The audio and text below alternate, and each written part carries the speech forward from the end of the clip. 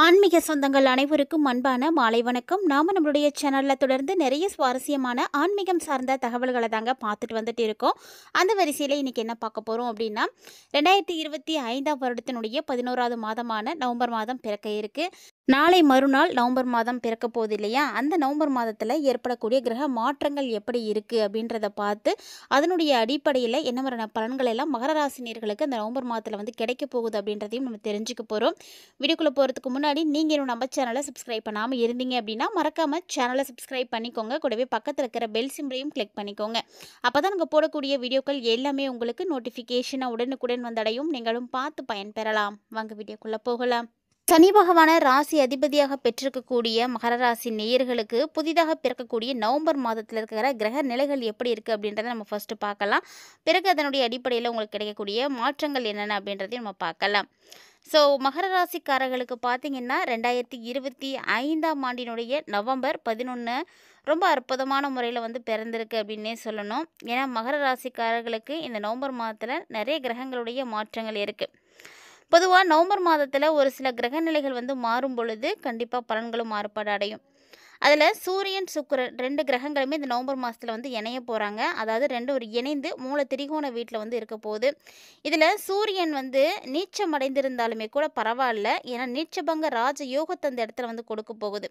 அதனால் வந்து பெருசாக பாதிப்புகளும் இல்லை. அதோடு மட்டும் இல்லாமல் சுக்கிரன் புதனோடு இணைந்து லக்ஷ்மி நாராயண யோகமும் வந்து கிடைக்க போகுது.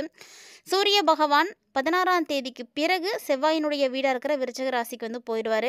ஸோ அதே வீட்டில் 26ஆம் தேதிக்கு பிறகு சுக்கிரனும் வந்து பயிற்சி ஆகிறாரு. ஏற்கனவே அங்கே செவ்வாய் ஆட்சி பலத்தோடு இருக்கிறாரு. அது தவிர குருவினுடைய பார்வையும் வந்து கிடைக்க இருக்குது. ஸோ இதனுடைய அடிப்படையில் இந்த நவம்பர் மாதம் பார்த்திங்கன்னா ரொம்ப நல்லாயிருக்கு. இந்த நவம்பர் மாதத்தில் அரசியல் அரசு துறையில் இருக்கக்கூடியவங்களாம் சிறப்பான ஏற்றத்தை பார்ப்பீங்க. அதே போல் இந்த மாதத்தில் பிறக்கக்கூடிய குழந்தைகள் நல்ல ஒரு யோகமான குழந்தைகளாக இருப்பாங்க. இந்த கிரகநிலைகளுடைய மாற்றங்கள் பார்த்திங்கன்னா எல்லா ராசிகளுக்குமே தாக்கத்தை கொடுக்க போகுது. இருந்தாலும் குறிப்பாக மகர ராசினியர்களுக்கு தான் இந்த பதிவு நம்ம தெளிவாக பார்த்து தெரிஞ்சுக்க போகிறோம். நம்ம பார்த்துட்டு இருக்கக்கூடிய பலன்கள் அனைத்துமே ராசியினுடைய அடிப்படையில் என்ன மாதிரியான பலன்கள் கிடைக்க போகுது அப்படின்னு தான். இதை தாண்டி லக்கணம், தசாபுத்திகள், நட்சத்திரம் அப்படின்னு எல்லா வகையிலையுமே வந்து மாறுபாடு இருக்குது. ஏன்னா உங்களுக்கு ராசி மட்டும்தான் மகர ராசி தவிர மற்றபடி லக்கணங்கள் எல்லாம் வேறு மாதிரி இருக்கலாம். அதனால் பலன்கள் அப்படின்றது ஒரு 50% வந்து ஆப்டாக இருக்கிறதுக்கு வாய்ப்பு இருக்குது. இருந்தாலும் உங்களுடைய பலன்களை நீங்கள் தெளிவாக பார்க்கணும் அப்படின்னு விருப்பப்பட்டீங்கன்னா மறக்காமல் உங்களுடைய ஜனனகால ஜாதகத்தை சரி பார்க்கறது ரொம்ப நல்லது. அந்த மாதிரி நீங்கள் உங்களுக்கான பலன்களை பார்த்து தெரிஞ்சுக்கணும் அப்படின்னு நினைக்கிறீங்கன்னா மறக்காமல் ஸ்க்ரீனில் தெரியக்கூடிய வாட்ஸ்அப் நம்பரை தொடர்பு கொண்டு உங்களுக்கான பலன்களை முழுமையாக பார்த்து தெரிஞ்சுக்கோங்க. இப்போ வாங்க மகர ராசிக்கு எப்படி இருக்குது அப்படின்றத பார்த்துடலாம். மகர ராசியோ இல்லைனா மகர லக்கணத்தையோ உடையவர்களுக்கு வரக்கூடிய 28ஆம் தேதி சனி பகவான் வக்ர நிவர்த்தி ஆகிறாரு. ஸோ இதனால் உங்களுக்கு இந்த நவம்பர் எப்படி இருக்கும் அப்படின்னா ரொம்ப மகிழ்ச்சியாக வந்து இருக்கும் அப்படின்னு சொல்லலாம். ஏன்னா உங்கள் ஜாதகத்தில் சனி வக்ரமாக இருந்தார் அப்படின்னா பொருளாதாரம் கண்டிப்பாக வந்து ஒரு வகையில் பார்த்திங்கன்னா நல்லா பார்த்துக்கோங்க, அதுதான் நல்லது. ராசியை குரு வந்து பார்த்துட்ருக்காரு அப்படின்றதும் வந்து குறிப்பிடத்தக்க ஒரு விஷயந்தான். குருவும் வக்ரம் அடைகிறாரு. குரு வக்ரம் அடைகிறதுனாலையும் உங்களுக்கு மாற்றங்கள் இருக்குது. 11ஆம் தேதியிலிருந்து குரு வந்து நீச்சமும் ஆக போகிறாரு. ஸோ ஓரளவுக்கு இதனால் உங்களுக்கு நன்மைகள் கிடைக்கும். பெருசாக கிடைக்கல அப்படின்னாலுமே ஓரளவுக்கு இருக்குது. வெளியூர் வெளிநாடு இதெல்லாம் போகிறீங்க அப்படின்னா அந்த விஷயங்கள், வேலை சார்ந்த விஷயங்கள், பயணம் சார்ந்த விஷயங்கள் எதுவாக இருந்தாலும் கண்டிப்பாக நீங்கள் அதை எல்லாமே நவம்பர் 11ஆம் தேதிக்கு முன்னாடியே வந்து செஞ்சுக்கோங்க. நவம்பர் 11க்கு அப்புறமா நீங்கள் செய்கிறது அந்தளவுக்கு உங்களுக்கு சாத்தியப்படாது. ஏன்னா நிறைய பிரச்சனைகள் உங்களுக்கு அதுக்கப்புறம் வந்துடும். ஸோ இந்த குரு வந்து வக்ர நிவர்த்தி ஆகிறதுக்கு முன்னாடியே வந்து நீங்கள் இதை பார்த்துக்கோங்க. நவம்பர் 11ஆம் தேதிக்கு பிறகு போகலாம் அப்படின்னு நினைக்கிறீங்கன்னா போகலாம், தப்பு கிடையாது.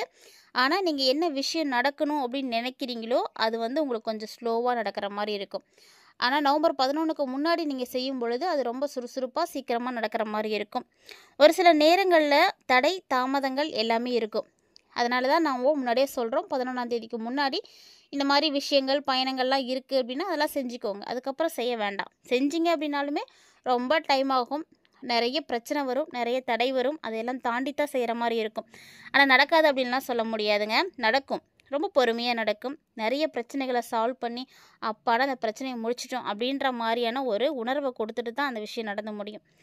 அதே ஒருவருடைய ஜாதகத்தில் சனி வக்ர கதியில் இருந்தார் அப்படின்னா பொருளாதாரம் சிறப்பாக இருக்கும். வக்கரமாக இல்லை அப்படின்னா நவம்பர் 28ஆம் தேதிக்கு பிறகு பொருளாதாரம் நல்லாயிருக்கும். அதுக்கு முன்னாடி இந்த மாதிரியான மாற்றங்கள் இருக்குது. செவ்வாய் 11வது வீட்டில் அமர்ந்து குருவுடைய பார்வை வந்து பெறாரு. குருவுடைய பார்வை கிடைச்சாலே போதுமே, அப்புறம் என்ன வேணும்? குருவுடைய பார்வை இருக்கிறதுனால நிச்சயமாக உங்களுக்கு மனசுக்கு நிம்மதி கிடைக்கும். எது வந்தாலும் பார்த்துக்கலாம் அப்படின்ற அளவுக்கு ஒரு தைரியம் கிடைச்சிடும். அந்த ஒரு எண்ணம் வந்து உருவாயிடும். முன்னாடிலாம் பார்த்தீங்கன்னா ஒரு சின்ன விஷயம் நடந்தால் கூட அப்பாடா இது நடந்துருச்சு அப்படின்னு நினச்சி அதை நினச்சே வந்து கவலையில் போய் ஆழ்ந்துருவாங்க. ஆனால் மகர ராசிக்காரங்க இனிமேட்டுக்கு அப்படிலாம் இருக்க மாட்டாங்க. எது வந்தாலும் பார்த்துக்கலாம், ஒரு கை பார்த்துடலாம் அப்படின்ற அளவுக்கு ஒரு தைரியம் கிடைச்சிடும். இந்த டைமில் வீடு, மனை, சொத்து இதெல்லாம் வந்து சேர்கிறதுக்கான அமைப்பு இருக்குது. ஆரோக்கியமும் ரொம்ப ரொம்ப நல்லா இருக்குங்க. அபரிவிதமான ஒரு மாற்றம் உங்களுக்கு நிச்சயமாக இருக்குது. ஒரு சின்ன விஷயம் தானே அப்படின்னு நினச்சி நீங்கள் வந்து கவலைப்படுவீங்க. ஆனால் அந்த சின்ன விஷயமா இருந்தாலும் உங்களுக்கு மிகப்பெரிய அளவில் மாற்றங்கள் வந்து கொடுக்கும். குடும்பமாக இருக்கட்டும், தொழிலாக இருக்கட்டும், ஆரோக்கியமாக இருக்கட்டும், எல்லாமே வந்து உங்களுக்கு சூப்பராக தான் இருக்குது.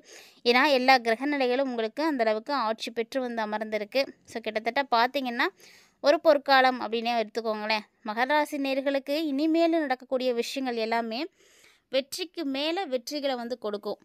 அதாவது நம்பிக்கையோடு நீங்கள் இருக்கலாம். இது வரைக்கும் உங்களுக்கு வெற்றிகள் கிடைக்காம இருந்திருக்கலாம். ஆனால் இனி வந்து அப்படி இல்லை. எல்லா விஷயமும் உங்களுக்கு வெற்றியை கொடுக்க போகுது. குடும்பத்தினுடைய தேவைகளாக இருக்கட்டும், குழந்தைகளுடைய தேவைகளாக இருக்கட்டும், இப்படி எல்லாத்தினுடைய தேவைகளையுமே பார்த்து நீங்கள் பூர்த்தி செய்வீங்க.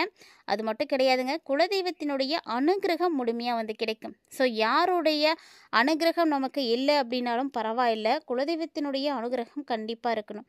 நம்முடைய குலத்தை காக்கக்கூடிய கடவுள் அவங்க வந்து ஆசிகள் நமக்கு கொடுத்துட்டாங்க அப்படின்னா வேற என்ன வேணும்?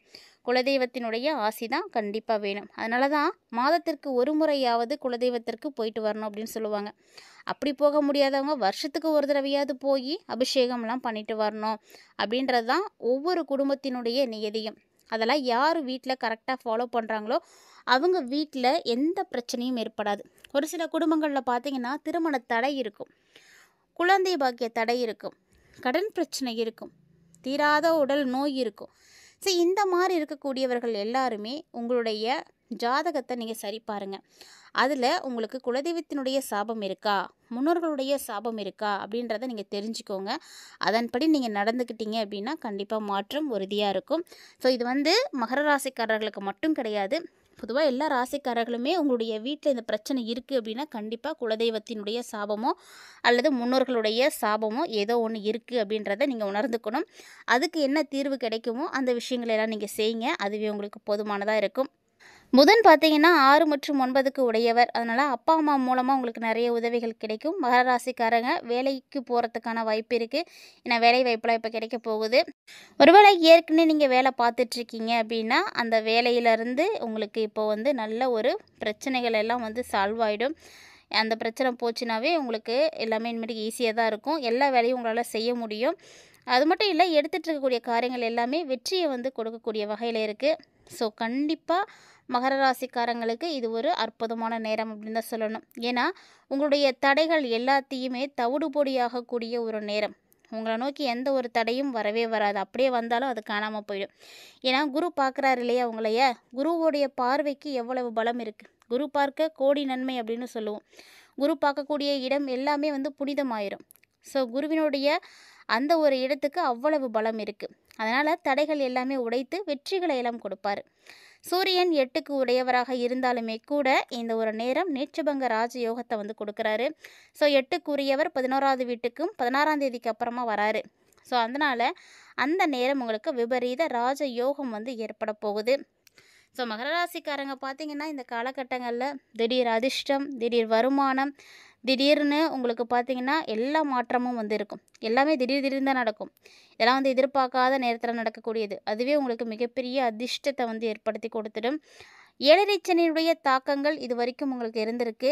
ஆனால் இனி பார்த்தீங்கன்னா அந்த தாக்கம் எல்லாமே வந்து குறைய போகுது. ஏழரை சனியுடைய தாக்கங்கள் குறையிறதுனால ஓரளவுக்கு இனிமேட்டுக்கு உங்களுக்கு நன்மைகள்லாம் கிடைக்க ஆரம்பிச்சிடும். பெரிய அளவு நீங்கள் எதிர்பார்க்க வேண்டாம். பெரிய அளவு எதிர்பார்த்தீங்க அப்படின்னா கண்டிப்பாக ஏமாற்றம் இருக்கும். எந்த இடத்துல எதிர்பார்ப்புகள் அதிகமாகுதோ அந்த இடத்துல தான் ஏமாற்றங்கள் கிடைக்கும். அதனால் எதிர்பார்ப்புகளை வைக்காதீங்க. நடக்கிறது நடக்கட்டும் அப்படின்ற மாதிரி வாழ்க்கையோடு வந்து ஒன்றிணைந்து போயிடுங்க. இந்த டைமில் பெரிய அளவுக்கு நீங்கள் எதையும் எதிர்பார்க்காவிட்டாலுமே கூட உங்களுடைய தேவைகள் எல்லாமே பூர்த்தியாகக்கூடிய அளவுக்கு கண்டிப்பாக எல்லா நன்மைகளும் நடக்கும். சனீஸ்வர பகவானை தொடர்ந்து வழிபாடுகள் செய்யுங்க. சனிக்கிழமைகள் அவருக்கு எல் தீபம் போடுறது, ஏழை எளியவர்களுக்கு வந்து நீங்கள் தானம் செய்கிறது, குறிப்பாக மாற்றுத்திறனாளிகளுக்கு உதவி செய்கிறது, இதெல்லாம் சனி பகவானுடைய தாக்கத்தை வந்து கண்டிப்பாக குறைத்து கொடுக்கும். ஸோ இந்த பதிவில் நிறைய விஷயங்களை பார்த்துருப்பீங்க. அது மட்டும் இல்லாமல் உங்களுக்குன்னு இருக்கக்கூடிய பல விஷயங்களையும் நீங்கள் வந்து தெரிஞ்சுக்கோங்க. உங்களுடைய ஜனனகால ஜாதகத்தை பார்த்து உங்களுக்கான அதிர்ஷ்டகரமான விஷயங்களை எல்லாம் தெரிஞ்சுக்கிட்டு அதன்படி நீங்கள் நடந்துக்கும் பொழுது இன்னும் கண்டிப்பாக உங்களுக்கு வெற்றிகள் கிடைக்கும். அதனால் அதெல்லாம் முயற்சி பண்ணி பாருங்கள். இந்த வீடியோ உங்களுக்கு பிடிச்சிருந்தது அப்படின்னா லைக் பண்ணுங்கள், ஷேர் பண்ணுங்கள், மறக்காமல் கமெண்ட் பண்ணுங்கள். இது மட்டும் கிடையாதுங்க, இது போல் இன்னும் நிறைய இன்ட்ரெஸ்டிங்கான தகவல்கள் பார்த்தீங்கன்னா நம்மளுடைய சேனலில் நம்ம தினம்தோறுமே பதிவேற்றம் செய்துட்டு இருக்கோம். ஸோ அதையெல்லாம் நீங்கள் தொடர்ந்து பார்க்கணும் அப்படின்னு நினைக்கிறீங்கன்னா மறக்காமல் நம்ம சேனலை சப்ஸ்கிரைப் பண்ணிக்கோங்க, தொடர்ந்து ஃபாலோ பண்ணுங்கள். ஆன்மீக ரீதியாக நம்மளுடைய சேனலில் கொடுக்கப்படக்கூடிய எளிமையான பரிகாரங்களையும் மிஸ் பண்ணாமல் செய்து பாருங்கள். ஏன்னா நம்மளுடைய சேனலில் கொடுக்கக்கூடிய பரிகாரங்கள் ரொம்பவே எளிமையான முறையில் கொடுத்துட்டு இருக்கும். எல்லாராலையும் செய்து பயன்பெறக்கூடிய வகையில் இருக்கக்கூடிய இந்த ஒரு பரிகாரத்தை நீங்களும் நம்பிக்கையோடு செய்யுங்க, நிச்சயமாக நல்லதே நடக்கும். மீண்டும் இது போன்ற சுவாரஸ்யமான தகவல்களோட மற்றும் ஒரு ஆன்மீக தலைப்பில் சந்திக்கலாம்.